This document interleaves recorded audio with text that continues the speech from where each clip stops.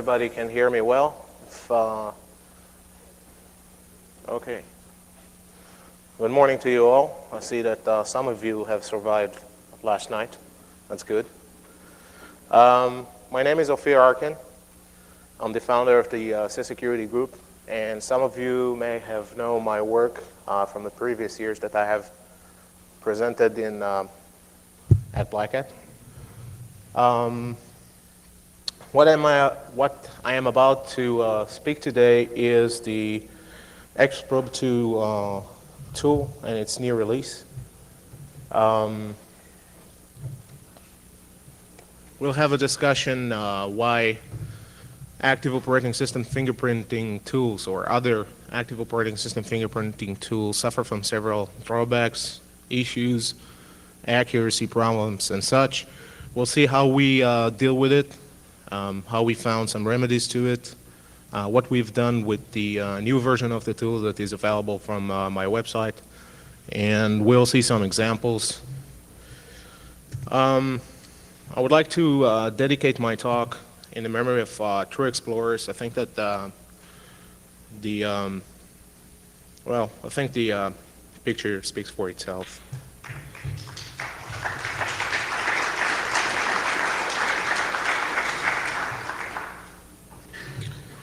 I'll introduce myself, the project. We'll talk about parameters which affect the accuracy of active operating system fingerprinting. We'll see and we'll examine the new functionality added to Xprobe 2. We'll then, as with previous years, we'll have a demo, and the country that I've picked this time is France. A loved country by all. Then we will speak about the future of active operating system fingerprinting and what are the next moves or next development stages that we're about to take with Xprobe 2. Currently on my website, on the security website, you can download Xprobe 202 RC1, the source code. You can also download a paper named The Present and Future of Xprobe 2, the next generation of active operating system fingerprinting. It's a 35-page white paper, which you can use in order to understand the different functionality and how you can use Xprobe 2 better. As always, if someone has any kind of questions, please stop me. If you have questions after the talk, questions now, Rick?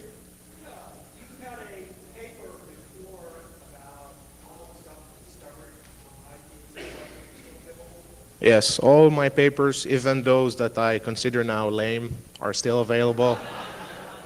On my website. Yeah, I can't run from it. I did write them. No, but that particular paper is still there.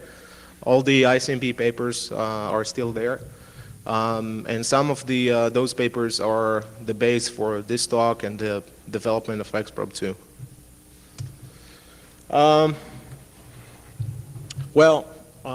In order to eat, I also work on the CISO of Israeli International Telephone Carrier. It's a lot of fun.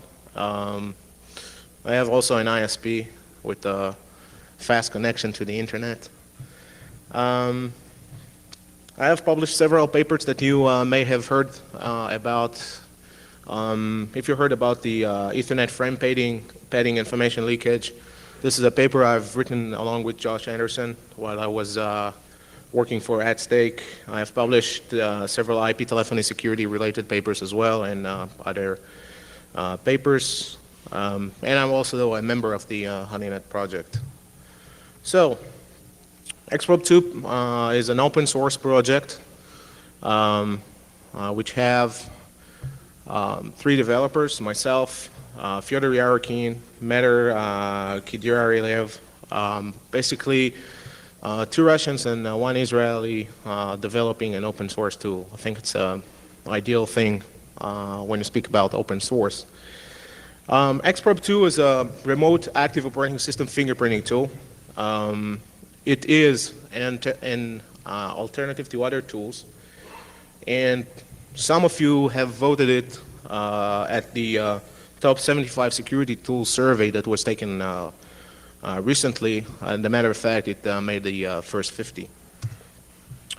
Why or what are the usage examples for active operating system fingerprinting tools? First of all, you need to get the right context for things. For example, if you have an IDS system and your IDS system cannot correlate the information it sees with the systems it needs to guard. For example, if it sees an Apache attack, but the IP it goes to is an IIS server, then of course that's nothing that should concern you. Vulnerability assessment tools is another major area which needs the function of good active operating system fingerprinting tools, because if the tool you're using will give you false results, then the results you'll get with the vulnerability assessment will be useless. A lot of people also build a network inventory. A lot of organizations do not really know what they have on the local network. I will show you that using Xprobe 2, the new version, you only need half a second to 2 seconds in order to scan one IP address and get its operating system. And of course, there are other creative ways to use the tool and other creative people who use it for whatever they want. The project, as I said before, is an open source project. It reflects our beliefs and ideas. It does not compete with anything. We hope it contributes to the community at large. Of course, that we welcome contributions, and we use our spare time to do development. So sometimes I get emails saying, well, on my OS, which is like an old OS that nobody even thinks that it's available still, the tool is not compiling. Well, you know, it's a certain limit to the things that I can compile the OS against and see that it is working. But we try to make it easy for people to use the tool, and there's a certain limit of time that we have. We are all both working on regular jobs and do the development at night. And of course, it's an open source project. A bit of history. The first alpha release, that was a mission statement actually, was released 2 years ago. It was called Xprobe 001. It was using a static decision tree. It was doing what it should do, but it was a very, well, it was a mission statement. Last year at DEF CON 10, we have released version 0.1 beta. We have added a signature database, and our major advancement then was adding a fuzzy logic capabilities with the tool. It means that you can match the probe replies that you get to the signature database in a statistical analysis way, and you can get probabilistic guesses saying 90% chance that this is a certain operating system, 50% chance that this is that, and this is something else. Using fuzzy logic greatly enhanced our abilities to deal with situations that, for example, certain test case failed, or that the topology we were scanning is filtered, some of the test failed, and things like that. In April of this year, we've released another version, 0.1 release. It takes a bit of time when you work with two guys that are software engineers to get up in the release numbers. I was so hoping that they will say, okay, we can release 1.0, and instead I got 0.2 RC1. So basically, Xprobe 2 uses RFC compliant packets. It means that we don't use Xprobe 2 in the payload anymore. We have added a lot of bug fixes. We added some fingerprinting methods. We had a major database update, and we have added documentation on how you add your own signatures. And of course, today we are releasing VO2 RC1. Most of the issues relating to active operating system fingerprinting tools relate to the way they operate, relate to the way they're being software engineered, and also relate to the way a certain guys that write the OS fingerprinting tool understand what they're doing. For example, the issue with hardware-based devices. When we fingerprint an operating system, we fingerprint the way the software reacts to the different tests that we send. When we fingerprint a hardware-based device, we fingerprint the way the device firmware answers our query. This is actually very important because if you don't understand that each device may have its own firmware version and that the hardware-based devices are being identified according to the firmware version and not according to the brand, for example, HP LaserJet 5 is identified according to the EEPROM that it is using and not according to the HP brand, then your entire database of signatures will be corrupt because the 450s have or may have multiple firmware versions installed in them. Another good example is with Cisco-based devices. For example, a Cisco 7200 router will be exactly identified as an Aeronet 1100 or 1200 because they both use iOS. And if you fail to understand that little thing, then your database of signatures will be, corrupt, and the information that you will be given to the people that use the tool will be useless. I mean, if I fingerprint a Cisco-based device using iOS, what I really need to know that this is a Cisco-based device using iOS and not that this particular brand is a 7200 based router. If I want to know that, I might use SNMP if I was, too stupid to enable that on my core router. But again, if you fail to understand these little issues, then your results will be useless to the people who are using your tool. There is another good example with the Foundry networks-based devices, the NetFast and Big Iron family, which basically use the same software version. So what you want to actually understand is what the software version is, or firmware version in that case. If there would be any vulnerability in these kind of devices, then the software version is this thing that you are looking for in order to exploit the vulnerability and not the exact brand. Because if all Cisco devices use iOS, it's a good example actually, and they all suffer from a small but lame vulnerability, then you need to identify which iOS versions you are using and then to be able to identify the iOS versions. That's something that I think it must be understood.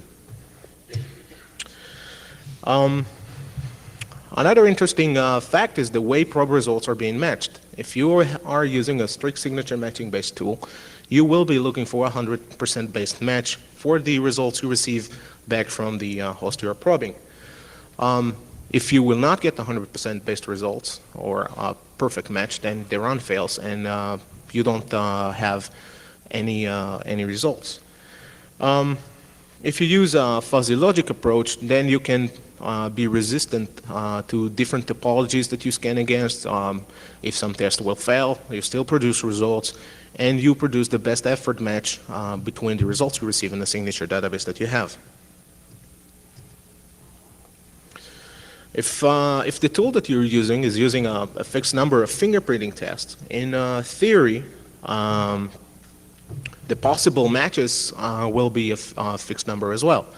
Because if there are a fixed number of tests, fixed number of parameters that we are looking for or checking, and the number of parameters permutations will be also a fixed number, then you're looking at possible matches of a fixed number as well. But to our luck, the number of overall possible matches is still much higher than the number of network elements that are there. But the real problem is that several test classes cannot deliver the expected results. It means that several fingerprinting tests cannot be used in order to find a match against several operating systems. For example, you all know the problem that we have with Windows 2000. Windows 2000 and Windows XP are basically the same TCP/IP stack. So there is a great problem to get the understanding of which is which is Windows 2000 and which is really an XP-based machine. Another example might be the use of several tests against other families of operating systems and not getting a perfect match. It means that you'll have a group of possible matches, but you will not actually be able to find a perfect match for that.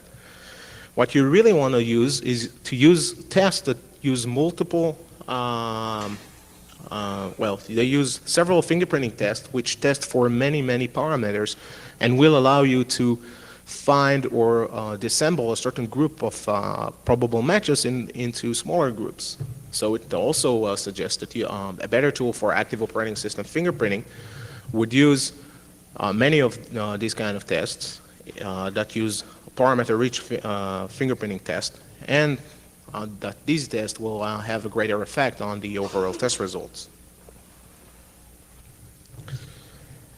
I think that the next issue is a very interesting issue as well, the use of a certain fingerprinting niche. For example, Nmap mostly using TCP-based fingerprinting tests, where actually only 2 of the TCP tests have a great impact on the overall results, and the other tests are much alike with most of the operating systems. It sure does use one ICMP test, but it does not have a great effect on the overall results. If we look at Xprobe 2 version 01, it has the same problem. It's using only ICMP-based fingerprinting tests. The overall results are affected directly from that, and sure there are caveats with this approach as well. This niche fixation thing brings the inability of such tools to deal with situations that the fingerprinting test will not yield a perfect match or an adequate result about a certain operating system or a group of operating systems. For example, if we look at Nmap, it has a problem to distinguish between Windows 2000, XP, and ME. It usually puts them in one group in the fingerprinting results. With the old Xprobe 2, you'll see Solaris 2.5 until 2.9 being identified as one group as well. Added to that is the fact that newly released operating systems of the same operating system family nearly do not change the way the TCP/IP stack behavior is done, or that the changes are so small in a certain protocol only that you need to catch the little change between the different versions. But if your fingerprinting tool is using niche tests, you will not be able to distinguish between those little permutations and between those little differences, and the result would be that you'll have bigger and bigger groups as matches, and you will not be able to find an accurate match or a certain match as a whole. This is an example with the Xprobe 2 V01. I mentioned the San Solaris issues that we had. Using our ICMP tests only, we were unable to distinguish between the different Solaris-based operating systems between 2.5 to 2.9. And we basically identify them as one group. When you run Nmap against Windows NT box, you get very interesting results as well. I always wonder why I get the NT 3.51 result as well. That was the test system that we used. The run against was NT4 SP6A. So, of course, the results that we got here are, a total mess. Another very important issue for a lot of the people that sit here is the inability to determine the exact software service spec installed on the operating system. We all know that certain service specs are designed to fix several let's call them security glitches between operating system versions. When we are unable to determine the exact service spec installed on a certain machine, that brings a lot of problems to us. For example, if we want to test the system admins if they have installed the latest patches on the systems, in several instances we can go down to our web server farm or to the server room and try to locally log in if we have the password, blah, blah, blah. Of course that this is nothing really helpful if you have 100, 200, 300, 400 servers in your server farm. What you want to do is you want to verify that your Microsoft system admins did actually patch the systems for the correct service spec level, and you want to do that not telling your system administrators, because you want to check what they have done. So this inability to identify the exact software service specs is also a major problem. The way that OS fingerprinting tools are being designed, there are several fingerprinting tests that may have a bigger impact over the overall results that the tool produces. If this test fails, it much affects the tool's results. So as I said before, if you use fuzzy logic, then your results will be much more resistant to the environmental effects. But if the kind of tests you are using do not have much parameters as in their own tests, then the test results will be really lame, and you will not give any added value to the user using your tool. This is an example of running Xprobe 201. Here we used all of the modules that were available to us. You can see that the match was given for Microsoft Windows XP, whatever version, and Microsoft Windows 2000, whatever version, as a 100% match. If we go now, excuse me, and we omit the ICMP echo fingerprinting test, which is a very important fingerprinting test for distinguishing between Microsoft-based operating systems and Unix operating systems, and even between Microsoft ME and Microsoft Windows 2000 and XP, we can see that now we get ME as a perfect match as well.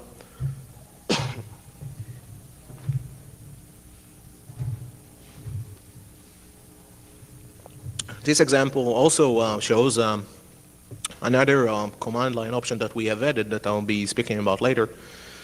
Basically, we have added two command lines that control which modules you can execute. One, the -D, control which modules not to execute, and the other command line option, capital M, control which modules to use. So you can decide based on the topology you are on, for example, if you are scanning a web server, to use only fingerprinting modules that will be effective against the site that you're scanning.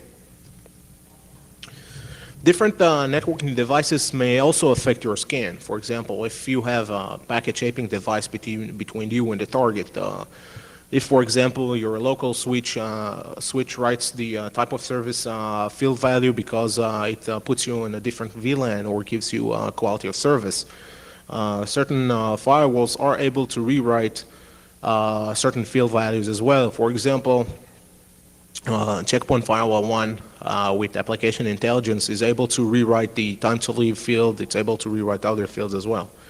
So basically, if you go through these devices or these devices guard the target that you are fingerprinting, then the results that will be produced will be well, with less effect and will be less accurate.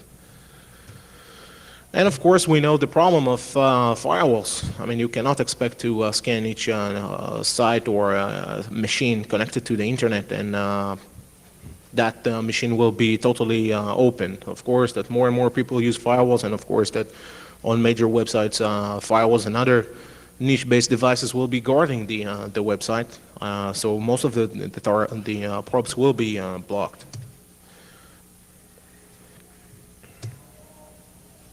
If the tool you're using is using malformed packets, for example, if you decide to send a SYNFIN scan against a certain website, and that website is being guarded by a stateful inspection firewall or a dynamic inspection firewall, then you will not be able to bypass the firewall. Your test will be useless. It also goes through to all of the tests that use several combinations of flags for TCP. They will be useless against most of the websites out there. Sure, there will be working against your machines on the local end. But if you use this kind of test against an internet website which is being guarded or which is a firewall is being filtering the traffic to it, then most of the time the test will fail and the firewall will not let this weird combination go through. Some operating systems also allow to change several kernel-based parameters. They are called tunable parameters. If you are familiar with the NDD command on Solaris, the cctl command on the various BSD and such, you're able to change certain behavioral patterns with the way your TCP/IP stack is responsive to several probes. If your tool of choice is using these kind of packets and the target, the system admin of the target has changed the way the stack is being answering those probes, again, the results that you will get will be problematic.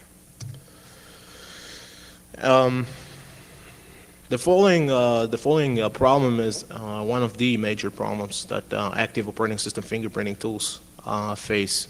The problem is the quality of the signature database. If you cannot test the signatures that you're going to put in the signature database, and you're not going to make sure that the signatures you enter are correct, then the entire, whatever you do with the tool, even if you implemented it correctly and you have the best of breed methods and everything will be useless.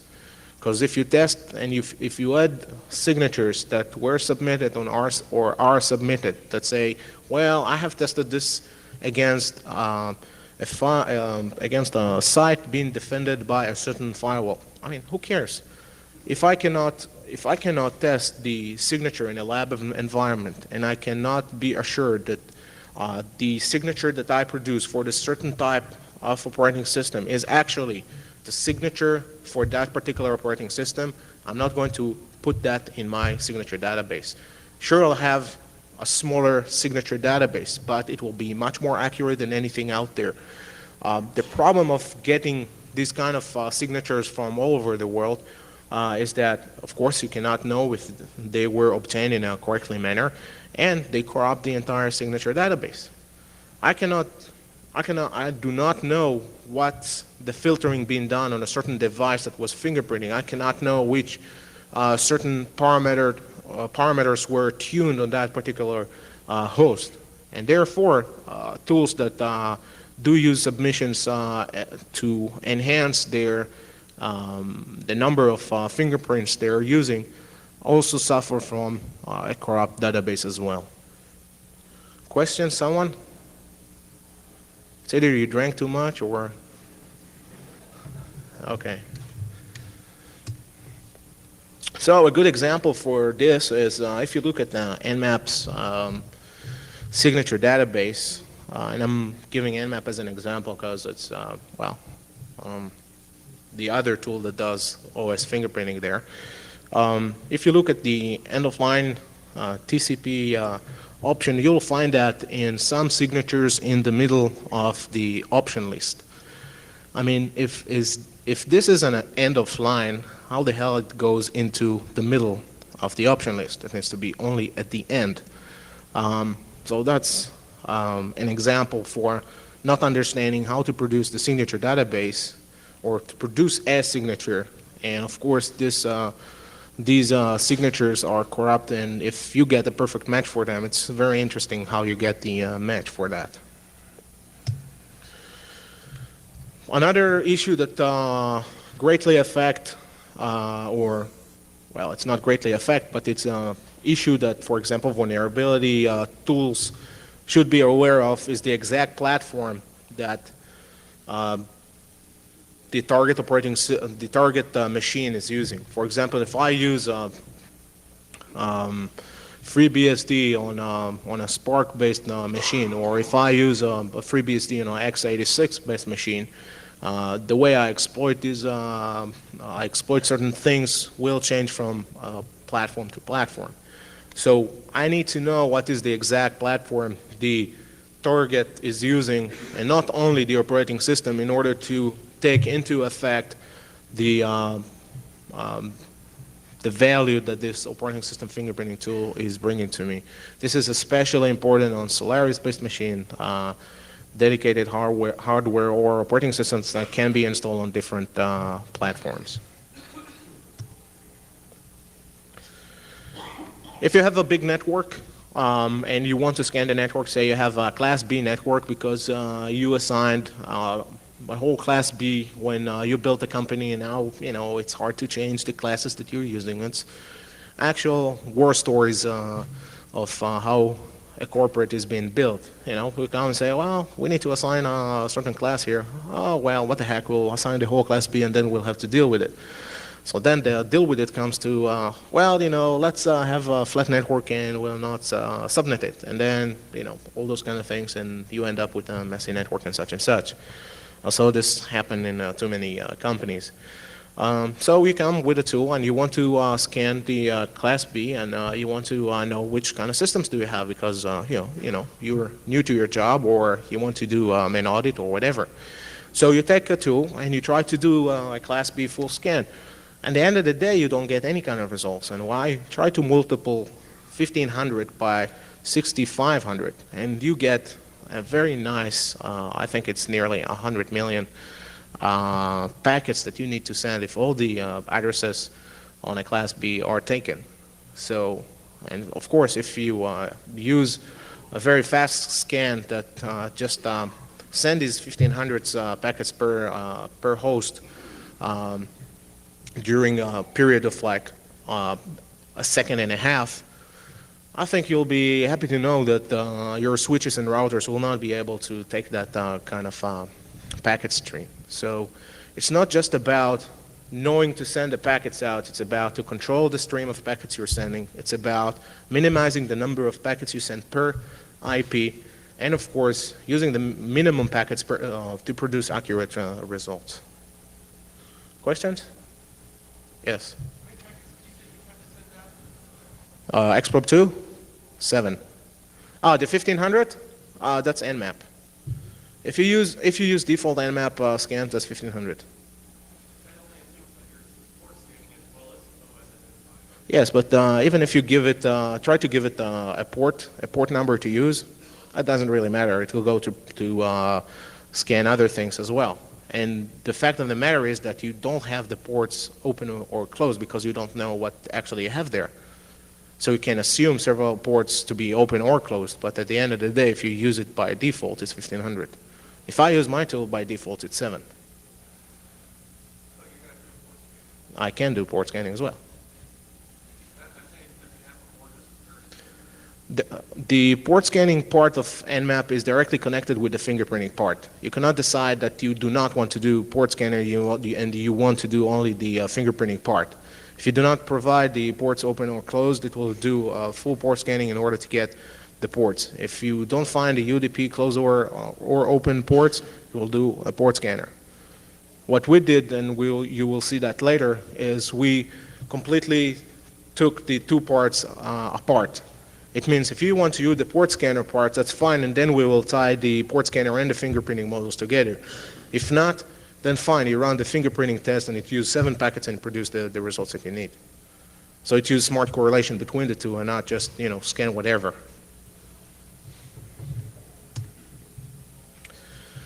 I've been talking about this following point for like 2 years now. The ability to totally control the execution of models to be used. If you are scanning different terrains, if you are scanning different topologies, like I said, if you want to use only a certain fingerprinting model, you need to be able to do that. You need to be able to control the models you're using. If you don't want to trigger alarms or lame alarms on IDSs and such, you want to use something that will allow you to totally control the different fingerprinting models and their execution. What you also want to have is a certain intelligence with the tool. It means that you want to initiate the scan, and if the scan is being blocked, you want to switch tactics. It means that if you're scanning something and you hit the firewall and the scanning just fails, you want to try a different scanning tactic in order to be able to get the results from the site. Questions? Yes. I see the fingerprinting more susceptible in the situation where you have like a firewall or a switch forwarding to some device behind it. You think you're fingerprinting the device behind it, but you're in fact fingerprinting the firewall or the switch.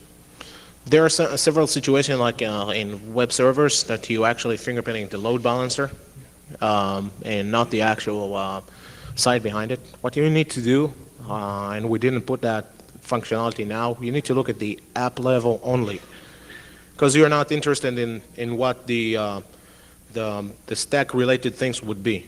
You are only looking at the app level, and you would like to initiate app level based fingerprinting test when you do that.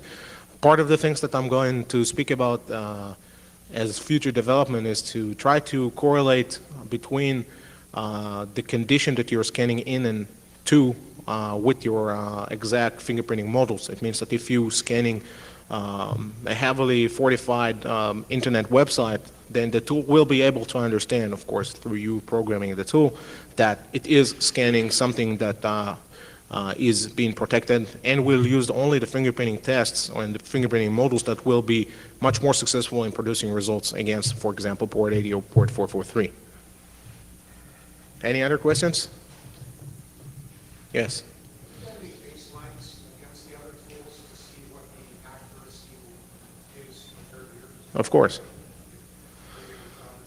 Well, you have mentioned that here. So with a new version of XProbe 2, the fingerprinting or the results it produces outpaced any other tool that is out there, matches or better than any other tool that is out there.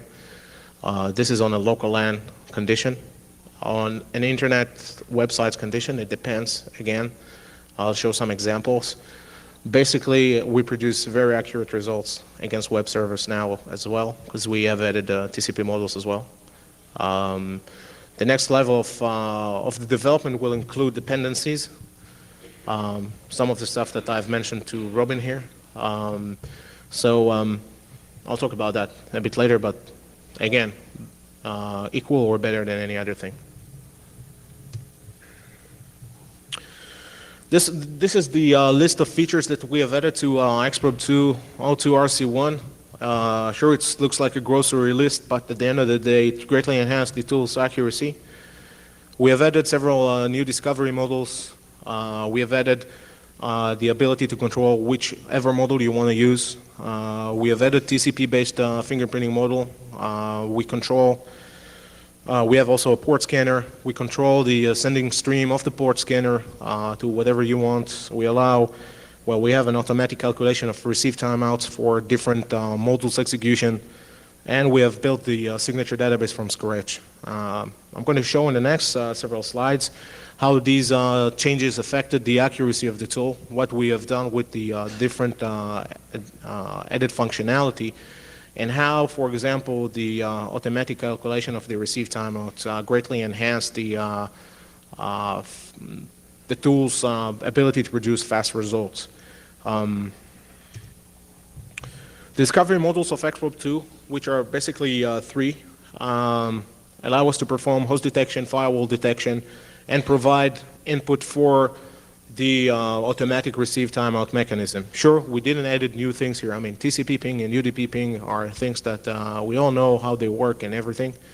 The TCP ping and UDP ping do not being executed by default. If you want to use them, you're using the -P command line option to provide an open or closed TCP port and a closed UDP port, and the discovery model works by waiting for a reply from the targeted host.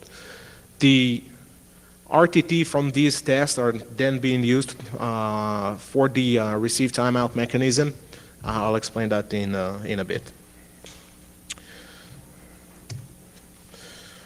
We have also added two new command line options that I've mentioned, the -D command line option, the -M. The -D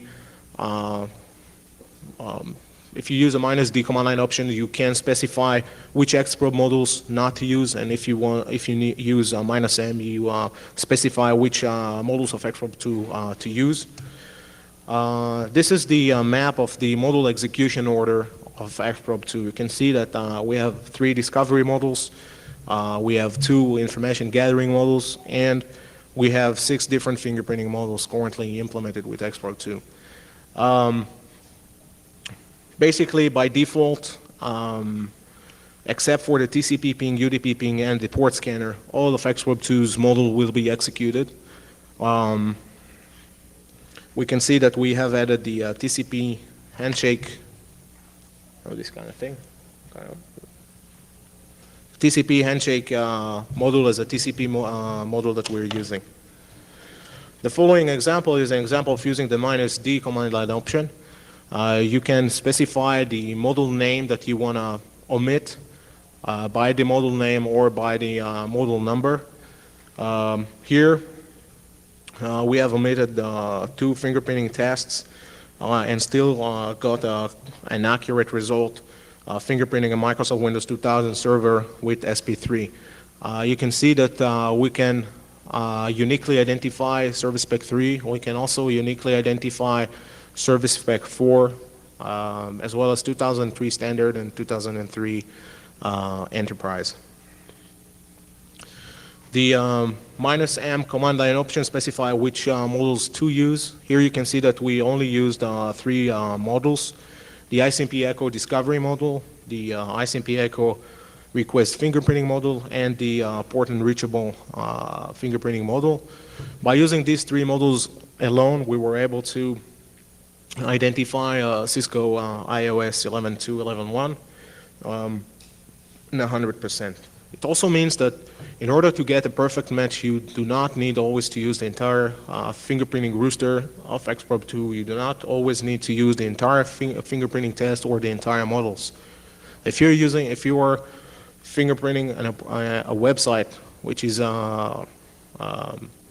guarded by a firewall and you want to target specific test, you have the complete control over the tool. You can fire up whatever fingerprinting test you want or whatever models of the tools you want in order to produce the results, and still you will get 100%, 90%, whatever percent you will get against that particular test, since we're still doing the same things just with less models.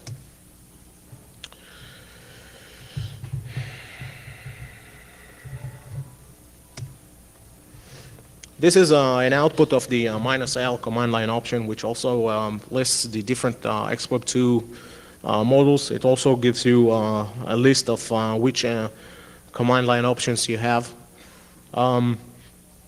You can see that several command line options were added. I'll show the examples in a minute. Since we knew exactly what are the different problems that we have with Xprobe 2.01, we try to find a TCP module that will give us much effect on the different fingerprinting results that you produce.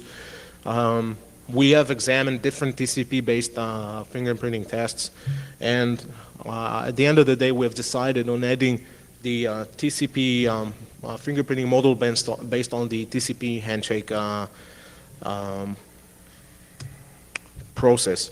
Why using this kind of model, and why using the TCP 3-way handshake? First of all, you're using something that will always work against an open port. You will not be filtered. If you're not overloading the test with useless things inside the test, then you will get always results from a probe open port.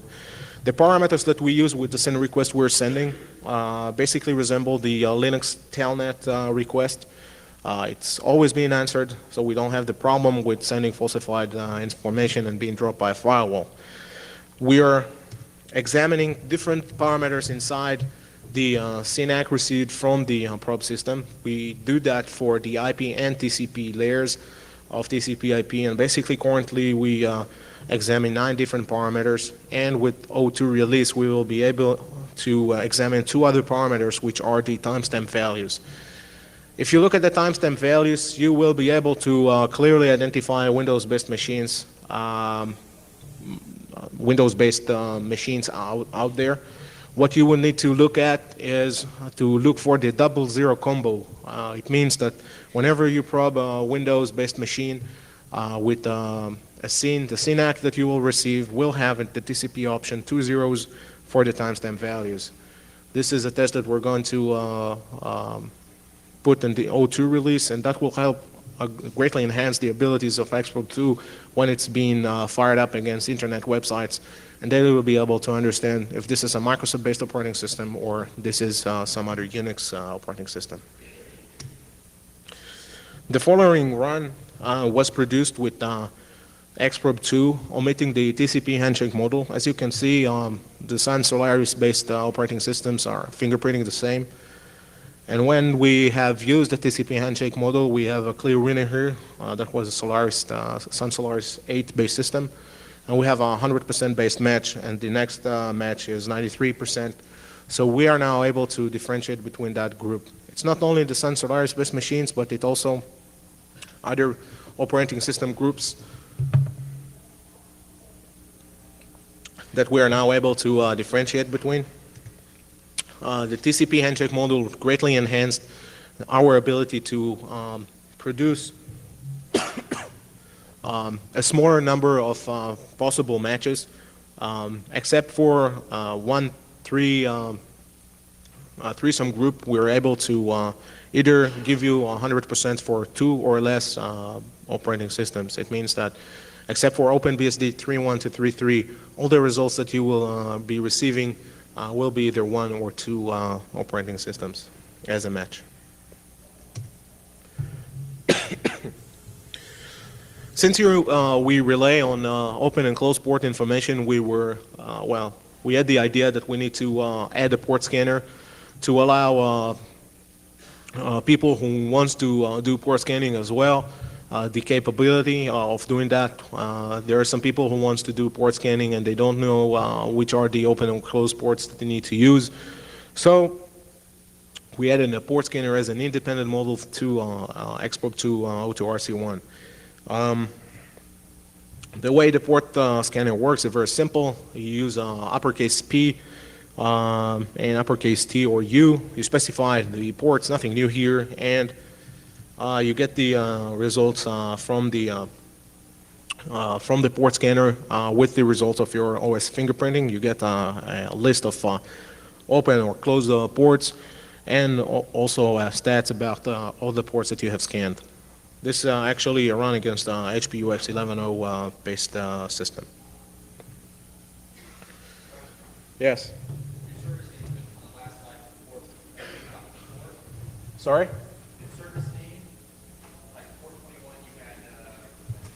Uh-huh. Yes.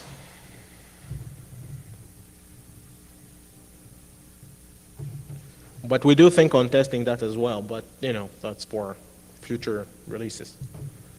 Yeah. Have you done the correlation or interaction with other programs that parse large information output? What do you mean large information output? Your tool, have you worked with any other tools to say for an enterprise stance, take that data and parse it into, maybe I have an agenda where I say, I just want to know this, but I need to know that. This is something that we're gonna do in the next release. Basically, if you look at the signature database, each operating system and each service pack has its own entry. What we're gonna add is we're going to add platform. I'm going to speak about it: platform-specific and OS-specific tests.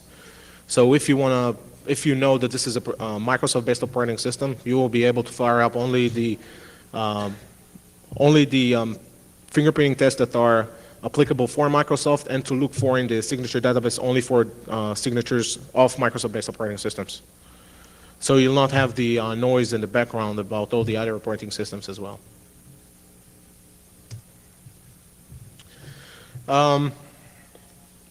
Knowledge about open and closed ports will be used for other modules. Currently, the TCP handshake module and the ICMP port unreachable module will get information from the port scanner if it is used for open TCP ports and closed UDP ports. So if you don't know what to put, or the defaults do not work for you, you can use the port scanner, and that information will be put to those models. Usually, well, this after I installed like 150 OSs in the past 2 months, you'll see that you can find an open port quite easily if you use a certain list like 21, 22, 23, 25, 37 is a very nice nice port, especially in OpenBSD. 53, 80, and I bet I forgot 111 and 135, 139. I bet you find some open port with that list. Of course, if you do web servers, that port 80, port 443, and that's it. If you want to do a full port scanning, again, you can use the tool. That's fine. That's not a problem. We're using hashing with the port scanner. Nothing new that we have invented. Actually, that was invented back in 1998. If you don't know. Again, that's another functionality we have added. We have a relationship between the different -p and -p command options, the uppercase and lowercase. The uppercase used for port scanning, and the lowercase used for specifying open and closed ports. This is the way it's been done currently. For O2, we'll have a better scheme, which means that it will be more tightly integrated.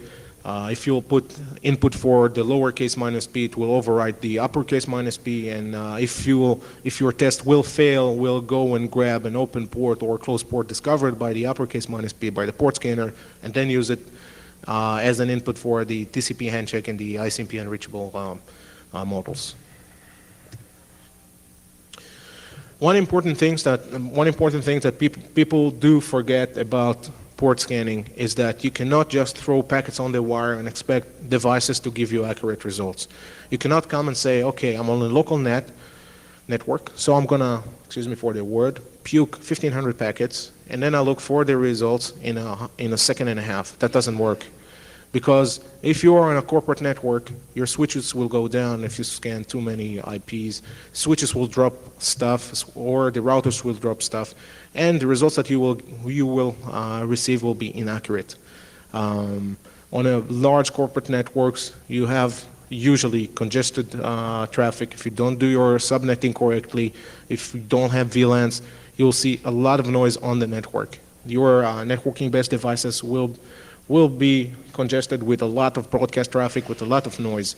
So if you add to that noise, well, sometimes you will not be answered. Why? Because that's too much for the networking device to handle. Or your networking device might be lame and will not be able to answer these kind of packets too fast. So again, the results that you will be receiving will not reflect the accurate results from that machine. By default, we are having a time interval of 10 milliseconds if you're not specifying the lowercase s option. That option controls the sending stream of packets. It means the controls the time interval between each SYN packet scan and each UDP packet scan. If you know that you're scanning a target on a congested network, you can use the -s to put a bigger time interval between the SYN and UDP packet sent. And also the -s command line option, as I will show you in a minute, controls the timeout for the port scanner. So if your network is congested, if you know that you cannot scan too fast, or even if the host that you're scanning has rate limiting in them, for example, try Nmap against FreeBSD 4x and up. That would be great to see how your screen just fills up with rate limiting information from the FreeBSD machine. And you know what? The results that you will get if you hit that rate limit will be useless, because the FreeBSD machine will just slow down its pace. It will, at the end of the day, will not send all results to your probes, and your probe will be useless or partial. Try to do that against a Cisco. That's not a nice thing to see. So this is an example for scanning too fast. Here we have scanned for UDP ports 516 to 520, and TCP ports 20 to 30. And you can see that the last TCP port is registered as filtered. But when we have added 40 millisecond time interval between each since packet sent, we can see that now the results are all clear. There are no filtered ports. This is, again, an example of how you shouldn't or how you should interpret the scanning results. Because sometimes you see in the results some patterns you need to take notice about. This is a good example for that. Our automatic calculation of received timeout, we basically have 3 different received timeouts for the discovery modules, for the port scanner, and for the fingerprinting modules. We scan an IP address on a local network in half a second to 2 seconds. The discovery modules that you are using basically will have their RTT. We take the longest RTT because, if you didn't know that, TCP will answer slower than ICMP. ICMP always answer the fastest. We'll take the longest time that it took a discovery module used, and we'll multiply it by 2.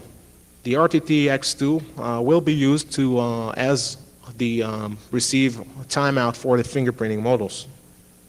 For the discovery modules themselves, one can use the -T command line option, and he can specify the timeout in millisecond for them.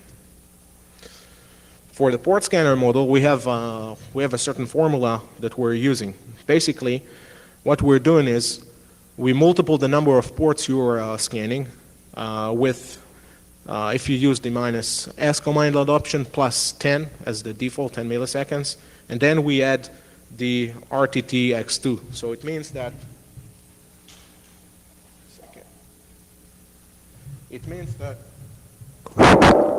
now it works. It means that we have the entire time for doing the port scanning and still waiting for the last packet to arrive. If the number of packets we have sent equal to the number of packets we have received, basically the timeout is reached, and we do not wait the extra time for the RTT to be finished. Any questions about the automatic received timeouts? The last thing we have done is to rebuild the signature database from scratch. As I told you before, it was really nice to build at least 150 base operating systems from scratch, especially those 1.3 NetBSDs. That was a bummer. Yeah, the OpenBSD 2.4 wasn't nice as well. It was ugly as hell. I had to set some FTPs around the world, and of course, they don't have these releases anymore, so I'm all glad I did that last year. Basically, all of the signatures of the tool were obtained in a lab environment, or that I have abused my friends across the country and went to their labs and got some of their equipment installed from scratch. As I told you before, this is a mandatory thing for us, and all the signatures were obtained in a lab environment and are accurate. And of course, after we wrote the signature, we have tested it against the machine and made sure that the signature we have entered is correct. By doing this, we are now able to clearly and uniquely identify 2003 standard from all the other stuff, 2003 enterprise, 2000 SP4, and 2000 SP3. We have signatures for the entire Linux kernel branches of 2.4, which basically is 3 different fingerprinting groups, and 2.2, which is basically the one. I've also bravely installed 2.0. That's very interesting to compile them. My Slackware 2.0 35 based kernel, bravely installed on a Celeron 400, but that was it, I guess. We have a long list of other operating systems that we're fingerprinting, starting from FreeBSD 2.27 and up, OpenBSD 2.4 and up, NetBSD 1.3 and up, and Cisco's and other like AIX and Foundry and other things. Questions? Yes.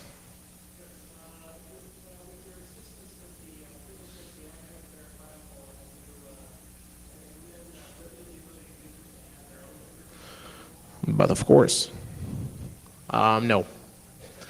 You have a document in the distribution called How to Edit. Well, I don't remember the exact title, but it lists how you add your own signatures, and it is being updated. I don't think the manual page is good for the new release, but the how to add your own signatures is good and was updated. And we're also going to add a command line option that will produce that automatically. Again, if you are going to produce signatures, do that in a lab environment or against systems that you control and know how they're being configured.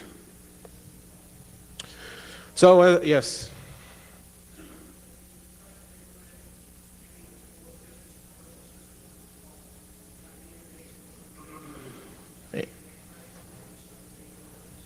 If I had a mainframe that I can go and do that. If you offer me yours, I'll be more than happy. But being serious now, no, I don't have access to mainframes. Usually, the companies that have mainframes do not like people coming and scanning their mainframe or whatever. So I used to have, but I don't have the. I mean, if someone here has a mainframe and wants that signature, I'll be more than willing to explaining how to do that if he approaches me. More questions before we see the demo? Okay, so after the demo, just a sec. After the demo, we'll see what are we planning to do next. Yes.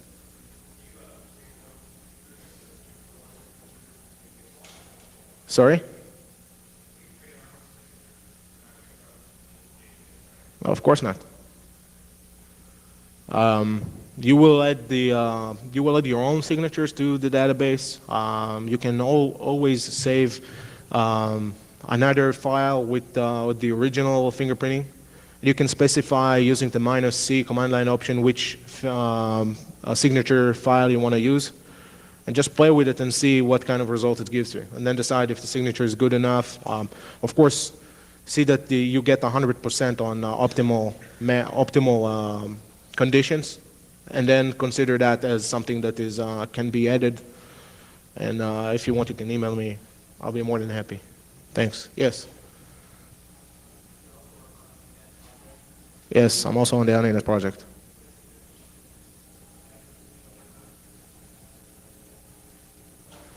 I heard that question more than once. I do have some tricks in my sleeve for that, but still not ready to share that with the masses. Sorry about that. Other questions? Okay, so since 2 years ago, I cannot go to China anymore, and since last year I cannot go to Iran. Well, I wouldn't do that if I was silver, whatever. We're going to do a very nice country that respects her tourists, especially if they speak English, and they have blonde hair and blue eyes. So our first stop is Radio France. Of course, I want to hear that lovely language and just educate myself about the stuff that's happening there. Radio France is using kernel 2.416, or the group of between 2.5 and 2.16. Nothing much to write home about. What you can see here is that we have scanned for ports 20 to 40 and 80, and that whatever ports were open, kind of interesting, port 37. After visiting Radio France, decided to take a course at the Sorbonne, which is a very distinguished French university.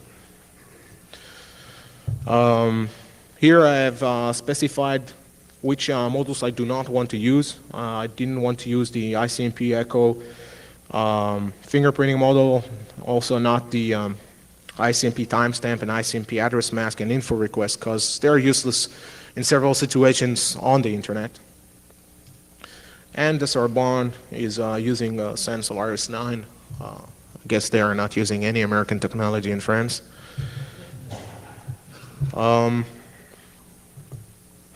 After finishing my education, I decided to take a job opportunity down at France Biotech.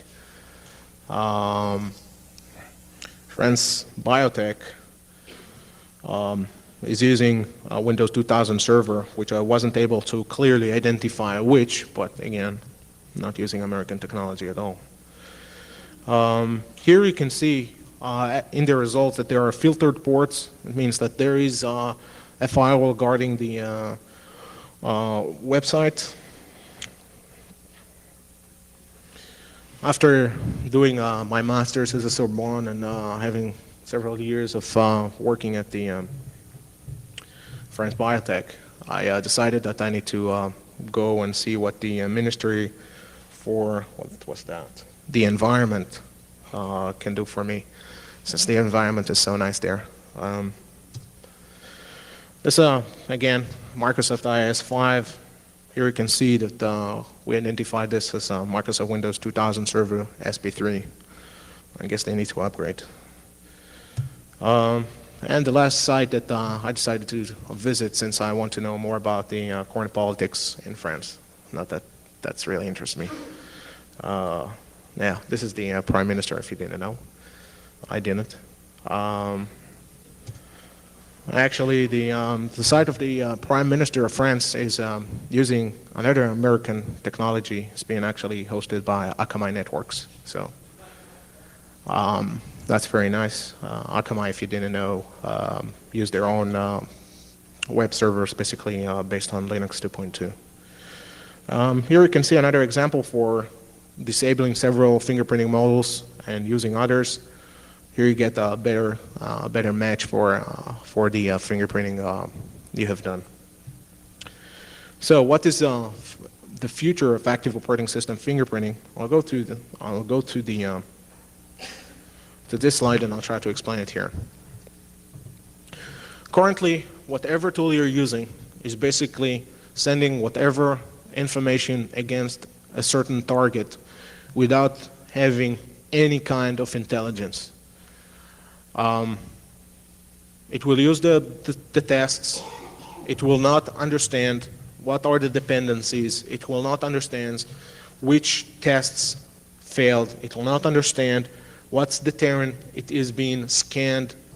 Well, what's the terrain it is using, what's the terrain it is scanning against, and what other things it should use. For example, if you use several host discovery fingerprinting models and several models fail, there is no reason whatsoever to try these probes again. If you detect that there is a filtering device between you and the target, there is no need to do several fingerprints. So one of the things that we're going to implement with O2 release, and that we didn't have the time since we implemented so many other things for O2 RC1, is dependency between modules. It means that if a certain module that another fingerprinting module depends on or needs the input from fails, we will not run the fingerprinting module that depends on the failed module. If we know that a certain operating system family has been identified and we need a niche-based OS fingerprinting test to dismantle the group into a smaller group and to have one result only or two results only, we'll use a niche-targeted operating system fingerprinting test. As this gentleman has asked me before, yes, we're going to have specific options for scanning for a specific operating system and using different tests specified for different operating systems. It means that if you would like to scan only the Windows-based operating systems, or you know that you have Windows-based operating systems, and you want to match and use the tests that are designed for Microsoft or are best for identifying Microsoft-based operating systems, you will be able to do that. Another thing that we're going to implement is the ability to have some kind of intelligence between the different modules, not only dependencies. So for example, if I use the upper and lower case P options and do a port scanning and do provide an open or closed UDP or TCP port, and the lowercase minus p overrides the uppercase minus p, and I fail, and I do fail with my test, since the port I have specified is closed, we will then use the knowledge from the port scanner, and we will do the test again, hopefully successful, since we have learned that the TCP port was open and the UDP port that we're using was closed. So a lot of things to allow a successful run will be added. A lot of things to resist well-fortified internet websites will be added. Dependencies between modules will be added. And of course, the intelligence of the tool will be greatly enhanced. I mean, this is a very nice slide, but it's actually a lot of work. All the enhancement that you have seen for O2 RC1 were made in 2 months' time.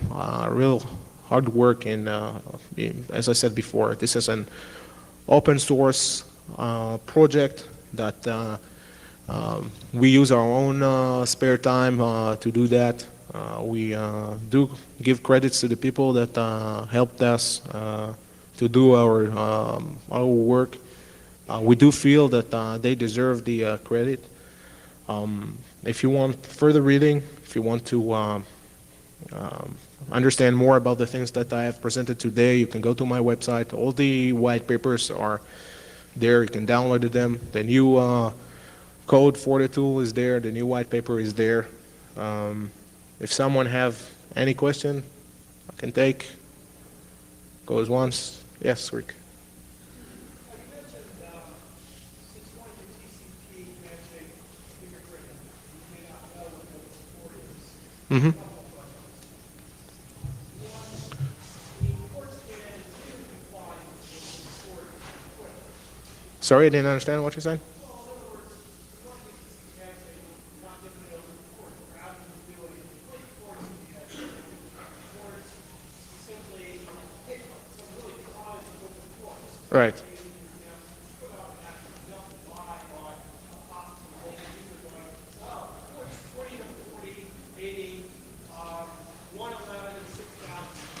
Mm-hmm. Well, you can specify whatever you want. And well, the idea is not, well, first of all, you need to define who's going to use the tool. No, if you don't, I mean, if you don't know how to use it, I'm not making a tool so every script kiddie can go and download it and it'll work. You need to understand a bit what it is doing. I mean, if you don't want to do the port scanner thing, it doesn't work, by default. But if I'll start guessing what my users will be using or what my users are going to do, I'll never be able to optimize the tool.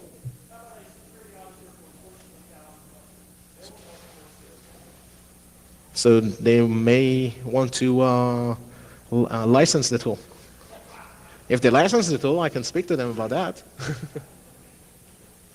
Any other questions? Thank you for being here this morning.